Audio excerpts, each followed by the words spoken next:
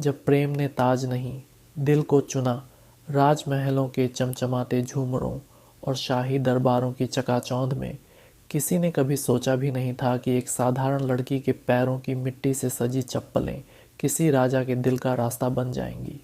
ये कहानी है एक ऐसे राजा की जिसने सत्ता और परंपरा को किनारे रखकर प्रेम को अपना धर्म बनाया। ये किस्सा शुरू होता है उत्तर भारत के एक छोटे से राज्य के राजा विक्रमादित्य से। विक्रमादित्य की वीरता और ज्ञान के चर्चे दूर दूर तक थे, लेकिन उनका दिल वह हमेशा शाही परंपराओं की कठोर जंजीरों में जकड़ा रहता था। एक दिन राजा शिकार पर निकले। शिकार करते करते वे जंगल के भीतर एक छोटे से गांव में पहुंचे। भूख प्यास से बेहाल राजा ने एक कुटिया का दरवाज़ा खटखटाया।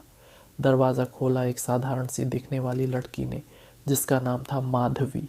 माधवी की सादगी और उसकी आंखों में चमक ऐसी थी कि राजा की सारी भूख प्यास एक पल में गायब हो गई।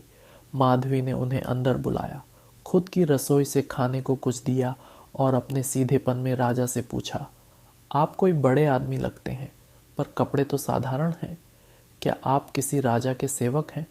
राजा ने मुस्कुराते हुए कहा, हाँ, मैं अपने राजा का सबसे बड़ा सेवक हूँ। प्रेम की शुरुआत उस मुलाकात के बाद विक्रमादित्य का दिल माधवी के पास ही रह गया। वे अक्सर किसी न किसी बहाने उस गांव में आने लगे। दोनों के बीच स्नेह और आपसी समझ इतनी बढ़ गई कि राजा ने एक दिन माधवी से कहा, मैं तुमसे विवाह करना चाहता हूँ। माधवी हंसते हुए बोली, राजा जी, आप जैसे शाही लोग गांव की साधारण लड़कियों को बस खेल समझते हैं।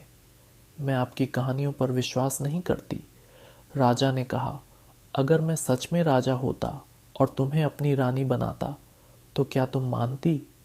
माधवी ने मजाक में कहा, अगर आप राजा हैं तो अपना राज्य छोड़कर यहाँ मेरे साथ रहिए। परंपरा का सामना राजा ने माधवी से विवाह कर लिया, लेकिन जब यह बात राजमहल पहुंची तो दरबार और शाही परिवार में भूचाल आ गया। एक साधारण लड़की, वह भी गांव की। मंत्रियों ने कहा, राजा का विवाह राजपूत कुलीनता का प्रतीक होता है, ये तो परंपरा के विरुद्ध है। लेकिन विक्रमादित्य ने स्पष्ट कर दिया, परंपराएं वहाँ खत्म हो जाती हैं जहाँ प्रेम शुरू होता है। मेरी रानी मेरे दिल की चुनी हुई है, न कि राजमहल की। राजमहल में माधवी का जीवन महल में सरल नहीं था।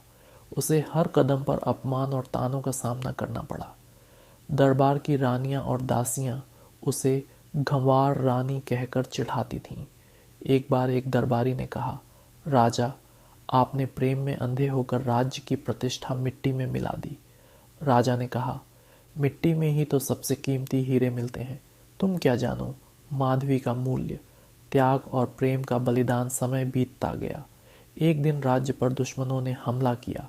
राजा युद्ध में चले गए और माधवी ने राज्य की जिम्मेदारी संभाली।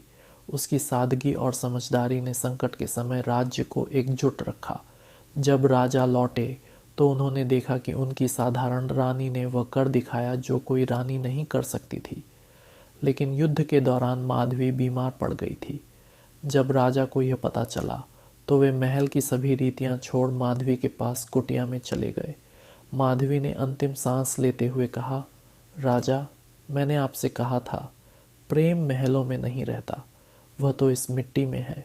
अमर प्रेम। माधवी की मृत्यु के बाद विक्रमादित्य ने अपना राज्य त्याग दिया और शेष जीवन माधवी की स्मृतियों के साथ उसी गांव में बिताया। आज भी उस गांव में लोग कहते हैं, सच्चा प्रेम ताज से नहीं, दिल से पहचाना जाता है। और हर कोई विक्रमादित्य और माधवी की अमर प्रेम कहानी को याद करता है।